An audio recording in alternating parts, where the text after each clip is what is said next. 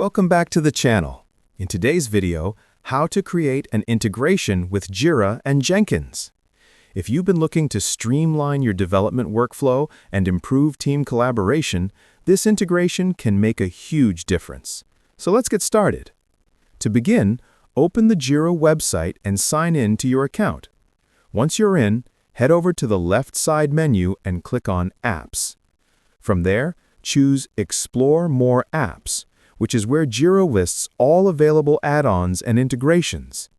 In the search bar, type Jenkins for Jira Official. This is the Atlassian-supported plugin that connects Jira with Jenkins. When it appears, select Get It Now to install it in your Jira environment.